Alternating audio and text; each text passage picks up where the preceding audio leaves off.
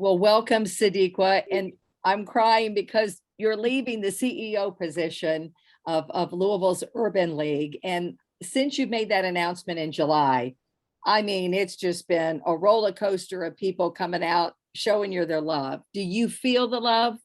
I do. I feel more love from this city, and it is unbelievable. It is overwhelming, and it has caused me to second and triple guess my decision so many times. I have to tell you, it is amazing. It's been amazing. Very emotional for me. Let's talk about the fact that what led you to this decision to pivot. I've heard different interviews with you where you said it was time to pass the baton. What in your soul, because you're always talking to yourself, where you said, now's the time? Great question. I think that so first of all, I really want people to know that this has been my dream job. And I expected to be here for 30 years. 30 was my goal because Ben had been here for 29 years before me. And so I just wanted to win. And it's true. It's just true. It's the kind of work that I could do for the rest of my life. It is everything that I am. And then I had this opportunity and I found myself thinking about it. There are always opportunities. People have called me I mean, literally, I have been at the Urban League within 60 days. Someone called and said, "Oh, you're probably going to get fired from the Urban League. Would you like to have this other position? Are you interested in this national position?" And I said, I hope I don't get fired. Why would you think that? And it was because of the voice and in the way that I use my voice. But it didn't even interest me. I wasn't even interested, and I've never been interested, and all of a sudden I was interested, and I felt a little bit different about it. And I think because of COVID, I think because of the civil unrest, I think the last couple of years really took a toll, and I think being so up close and personal with so much of the suffering. I mean, I don't know if everybody understands that I started in this community as a public defender. So my cell phone number has been the same since 1998. Everybody has it. Everybody uses it. Lots of text messages. And I love that. I love being able to help people. I think it is an honor, the honor of my life to be able to do that. And I feel good when I can move things for people. But I am, it hurts too when you can't fix it and you can't fix it fast enough and you can't do enough. You can't touch enough people. And I really wanted the opportunity to work at a more of a system level. I really wanted an opportunity to push on some of the policy stuff. And so in this new role, I will be able to do that. It's a national platform. So while the organization is based in New York, the work is all over the country. And so it's similar work. It's with the same idea at the end, but it's a different type of work. So I don't know if people realize, like, as a CEO of the Urban League, I would literally get up and get out of my bed, maybe sometimes to go and pay for a hotel room for someone, because I told you this before, the poorer you are, the less trustworthy. And so nobody will take the credit card over the phone for the woman and her children who needed to escape for whatever reason. And so you got to You go. never got respite. I mean, you were 24/7, 27 days a week, all the time. I mean, nothing. And I'll tell you, even during the pandemic, I remember thinking, we're going to stop. I remember feeling like that with my staff. I knew we would get to a point where we would get a break. It never happened for us. I mean, March 13th, we were in the office. We were there trying to figure out what grants, how we could do the work. Is there a way to do this work remotely? And then, we got the call about Breonna Taylor, and we never stopped. And there were things that I said to them. I said, well, you know what? We don't have to worry about being in the building because, this pandemic. We're not a hospital, right? We're not doctors. Nobody's going to need us. So we just got to figure out how to take care of our clients in the ways that we take care of our clients. And then we got the call from, I think the first call was from the University of Louisville. No, Department of Public Health. We need you. Or I don't even know. It might have been Norton Healthcare. I don't even remember. But they wanted to use the Urban League because we are a trusted organization. They wanted to do testing here. I wasn't even ready for testing. We were still trying to get all these other things in order. So we did it. But we never had what some of these nonprofits had, just a week to close. We never closed the doors. We never stopped, and I never stopped. And then add to that the protesting. However people feel about it, it was the right thing for me to do. It was the right thing for this organization because we're a civil rights organization. So we added all of that on, and it's been exhausting. It's been uplifting. I've seen signs of hope. I mean, we still built the complex in the middle of the pandemic and all the civil unrest. We still got the Sports and Learning Center done, but it takes a toll on you, and you realize I did what I came to do. And I didn't think I would accomplish it in 7 years. And I'm not saying there's not much more to be done. There is. But I also feel like, and I listen to God, and God doesn't always make sense to me. He does not confer with me about what my next moves are. And it was like this thing in my spirit saying, it's time to go. 7 is the number of completion. When you started thinking about it, you knew something had changed inherently in you if you were looking at something. Let's talk about all those accomplishments from tripling of the budget, the number of employees, changing policies, social justice, the track. I mean, it's just one thing after another. Is there one thing, though, that you latch onto and go, legacy? That's it. Nope, there really isn't. I think, well, yeah, let me say it different. There is. I think the thing that I hope I will be remembered for is for pushing through the fear, because people call you courageous, but they don't, you can only display courage if you actually have fear. And I have had fear of, I didn't want to lose anything, right? I have a nice life. I didn't want to lose my position in this community. It mattered to me, but I always felt compelled to raise my voice. And so I hope that I have taught people in this city that you can be completely yourself. You can be completely honest. You can be completely truthful and still be successful. And more than anything, that is what I want to leave for the Black community and also for the white community, for everybody to see that people don't always love what you say. They don't always agree with you, but I think I have been respected. And that really, for me, is the legacy. It's so I love the fact that we built the Sports and Learning Center. And by the time this comes out, you will hear that we're building a clinic right next door to the Sports and Learning Center. And, we put together the path forward. There are a lot of things that I'm very, very proud of. But more than anything, this has been 7 years of using my voice in rooms where people didn't even want me, much less for me to represent, all of the folks that I feel like I carry with me everywhere I go. There was something, I think, one of the editorials, the many editorials that have been written about you, and I think one of them compared it to Shirley Chisholm, unbought, unbossed. Right. That you have been able to maintain that with such clarity and such force that you really didn't answer to anyone. And that's really unusual. How did you do that? This is who I've been. And I think that people haven't always, if they haven't been up close and personal, they maybe didn't know that. But if you go back and ask my teachers, if you ask my law professor, if you ask my mother, if she was here to see this and be with me, she would tell you, because my mother used to say to me, where do you get the courage? Where do you get, she might use another word, but she'd say, and I would say, from you.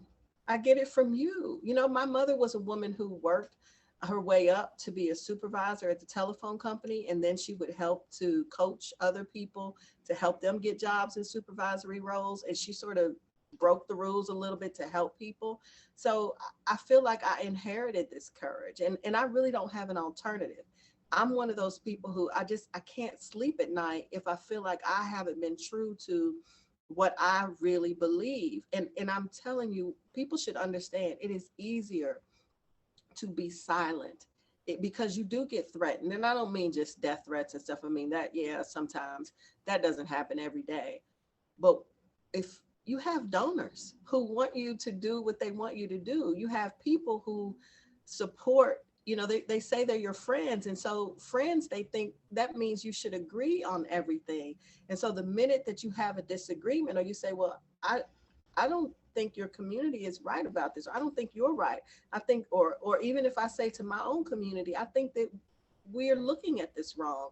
I think we have to be fair. I think whatever, parents need to do this or kids need, there's always someone who says, I can't believe you said that. I can't believe you did that. There's always somebody on the other side of that. And so I have really tried to make sure that I was just true to my soul and true to my convictions, and also that my perspective was informed. So even you know what I mean? So Absolutely. that means I spoke about something that wasn't even in my interest.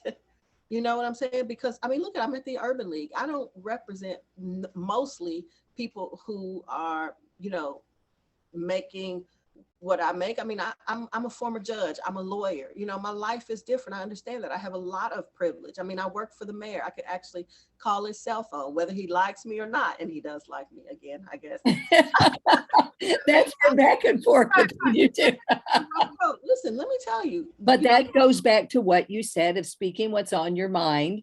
And that comes with it. I've seen you on Facebook call out people, all spectrums of people. That's just what you do. It's like, let's be real here. And Rachel, and this is the thing that I just said this to a room full of Democratic women and men. You don't call people out for the sake of calling people out. That is not it. Like, I want to be liked just like everybody does. I want to have friends. I want people to, I am saying it because I see the potential. We are so close to what we could be. We are so close to being better. We are so close. And I mean, I see it in ways that apparently a lot of people don't. And so I feel like I just want to push us. I just want to push us, especially people who are well-intentioned. I don't think most white people are racist. I don't think most white people hate Black people or hate anybody. I think the issue is sometimes that we don't, it's hard to do the right thing. It's hard to make space. Sometimes the easier way is the faster way, the easier way, and it sort of leaves people out.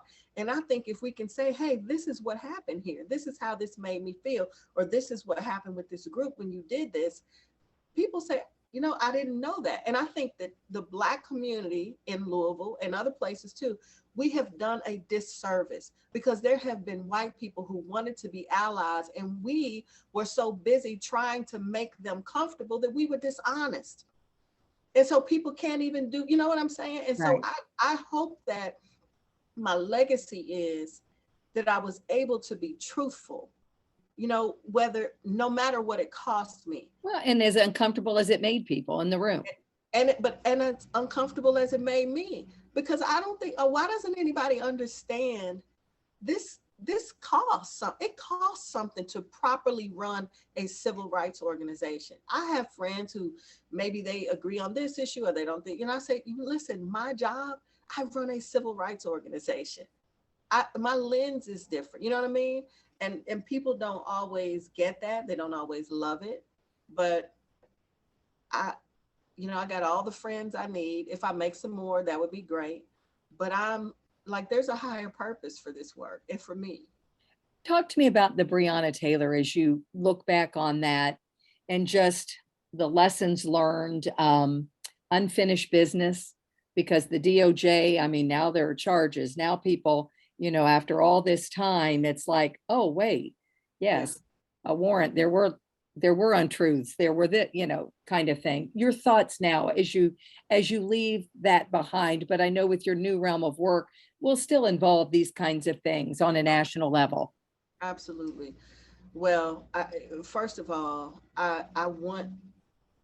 we don't do a good enough job of humanizing Breonna and Kenny. We do better with Breonna Taylor, but still her boyfriend, I think Kenny, I need people to stop for a moment and think about what it feels like, what it would feel like to you to have the person that you think you are going to spend the rest of your life with, that you believe you want to have children with, to watch them be killed, to then be drugged out of the house, to have dogs threaten you, to go through what he went through, because we can see it now. We've seen the videos over and over.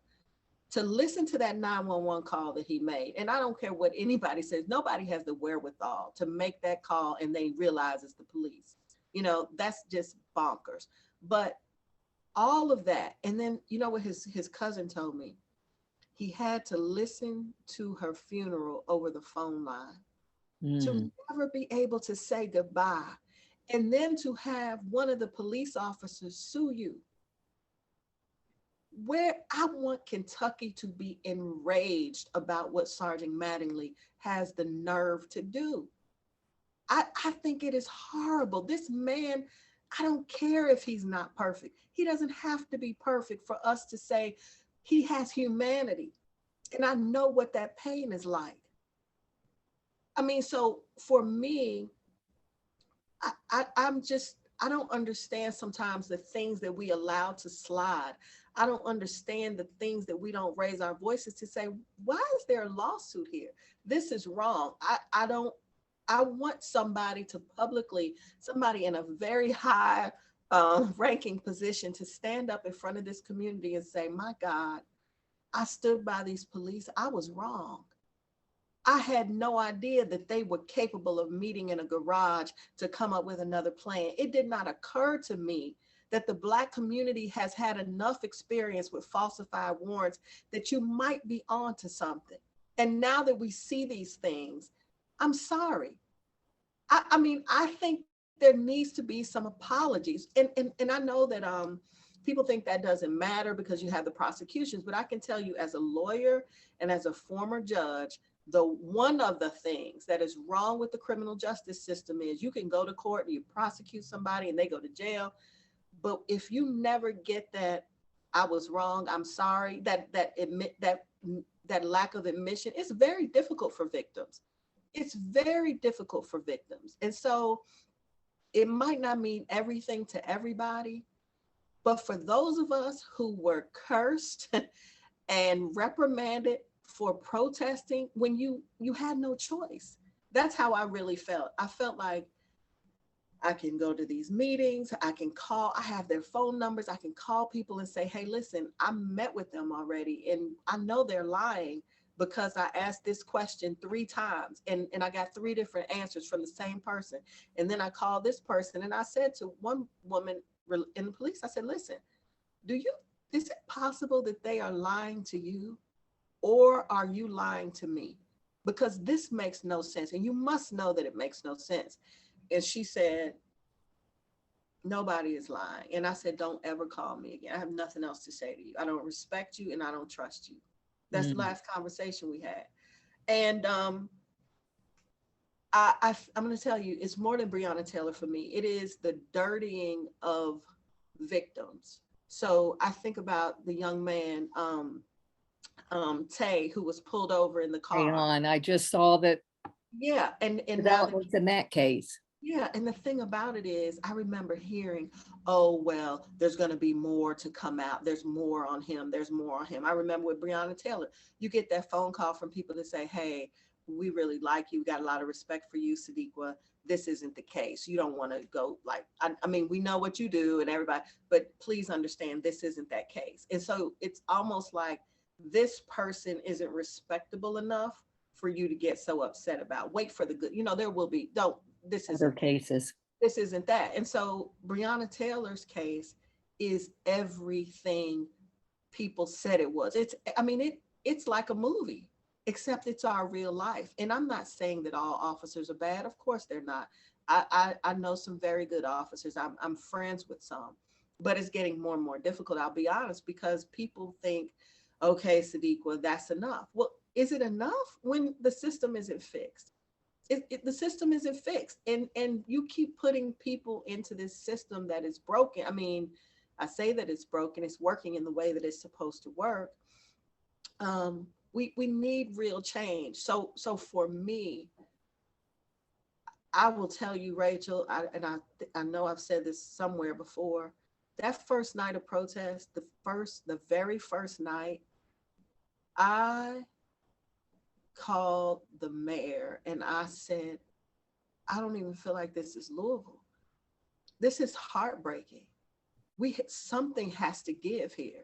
And I kept saying over and over, just let the officers go. Let them sue. Let them sue. But our city cannot survive this. And the words that I continue to use with people was, You don't understand the stamina that people have right now. You do not, it's too much. And for us, I think some people say it was COVID. I think COVID has something to do with it, right? People were home, they were able to watch, they were able to hear. Some people say it was George Floyd. Sure, that probably prolonged things with like just this watching the whole country be in an uproar. But for Louisville, for me, what sent me personally to the streets, it was that 911 call. Mm. To hear Kenny on the phone, to hear that and know that they had that all along while he was sitting in jail. When they didn't let him go to the funeral after they killed that woman in front of him, they killed the woman he loved in front of him. They heard that 911 call and did not allow him to even go to her funeral. And I was disgusted.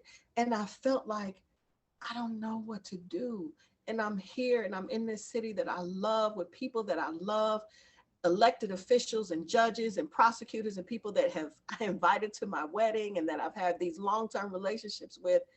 And I've called everybody and I can't change anything. And so for me, all I could do was raise my voice. Like you always do, as you said, with raising your voice. What is the unfinished business for Louisville? Oh my gosh, please. That's another. Can we do like another show? That Just part two, if there's that one, but I mean, with everything that's gone on though, I mean, obviously we're not reaching our potential. yeah. I mean, on so many levels. I mean, do you leave it going, throwing your hands up? Do you leave it with a good feeling? Do you leave it that we're just not there yet? We're not there yet. I don't leave Louisville, first of all, right? I'm going to leave this role. I will still be in Louisville. In fact, I'm going to resign from many boards, but I'm going to join the Elder Serve Board because I believe that that is good work and that organization needs to come back. So I'm not leaving Louisville.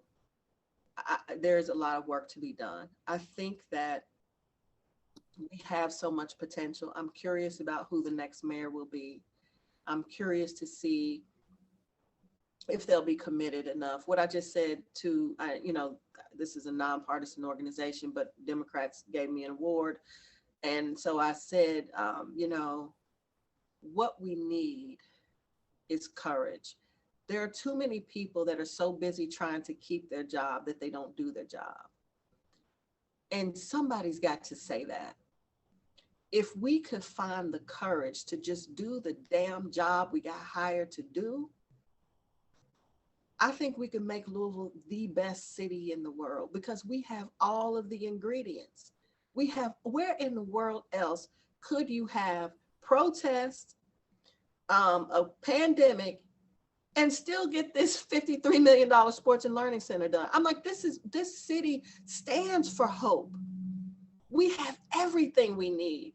All we have to do is dig deeper and be willing to do the right thing every time, even when it's inconvenient. And that is the hard part because it takes longer. Just again, to use the Sports and Learning Center, we had 40% Black spend in that project. You know how hard that was? You know how hard it is? It's hard. It's hard. And I'm a Black woman who wanted those numbers, but it was difficult because so many systems are in place that keep people from getting bonded. They have the companies, but they don't have this and they don't have that. There's systemic things that happen. So we had to make exceptions. We had to get people to mentor. We had to have a general contractor that was willing to go the extra mile. And it's so funny. GC, he is, a white man, and we went out for drinks when the project was all over. And he said, he still doesn't even know how to take me. It's funny. But he said, Sadiqa, I wish people would see you like I see you. You're a hell of a businesswoman. You are a strong businesswoman. You are, he gave me a lot of compliments, but he said people would ask him questions like, did she pay you on time? Does she, is it this? Because they have this sense of me. And he said, that's TV, but this woman is somebody you want to do business with. And he's a guy I want to do business with because he was willing to go the extra mile. Do you know what I'm saying? But Rachel, it is so hard to do the right thing sometimes because it gets to be so intricate. The details are so difficult. And so it's just easier to go the easy route. It's easier. So it's not even that people are, they mean any harm. It's not even that they want to do something wrong. They just, it's too hard to do the right thing. And It's that's like what you we said, sometimes it's easier to stay silent. It's the same concept with what you're saying. So knowing what you've endured for the next person who takes this job, what's your advice to them? That's a great question. And I'm going to have to give that advice because we're going to have a new CEO and I will pass the baton. And can I just say, I feel sorry for whoever that is after you. I have to tell you, I've made a recommendation to the board, and I believe that they have good options. I really do, or at least I really do. I think it is not like like people used to say to me, "Oh, you got big shoes to fill with Ben," and I did. Ben, I could never fill his shoes, right? But he passed the baton, and Ben was supportive of me when people came to him and said, "Oh my God, Sadiqa Reynolds is not nearly as classy as you, or as whatever as he was," you know. And I said, But the trap of that is you're never going to be that same person. You be your best self. And we all know that. So that's why I was curious, though, the advice, because you are a hard act to follow no matter what. This person's going to be their own person, and I get that. But what would be your sage advice? my advice is to be true to yourself, to really do the right thing every single time. It just do the right thing every single time. See, this is what I really believe. I think God has rewarded me. I think the things that I have touched have been blessed because God knew my heart. So even where I might have not been perfect, because clearly I'm not, he honored my spirit and my heart and every day I have waken up to try to make the world better, to try to figure out how to serve people, how to change somebody else's life. And I think God said, I'm going to take everything you think of, everything you touch, every seed you plant, because I know what you're trying to do. I'm going to let it grow. And I know that there are wonderful, good people who work very hard and they don't always see the fruit of their labor. But for whatever reason, God has chosen to allow me to see mine. Rachel, in this community, I have lived through my funeral a million times. The way people stop me at the grocery store and just anywhere, everywhere. I mean, the awards, the honors. I'm 50 years old. I just got a Lifetime Achievement Award. I'm like, oh God, I don't want to die. But if I do, I did everything I was supposed to do. I did everything I was supposed to do, even when it was inconvenient, even when it cost me my own friends, even when it was very uncomfortable, you know? And so I would say to the next CEO, you have got to do what you believe is right. You have to do that every single time, because I think that I would like to think that the Urban League board would hire someone who has a very good intuition. They're smart, they care about people, they want to move the needle.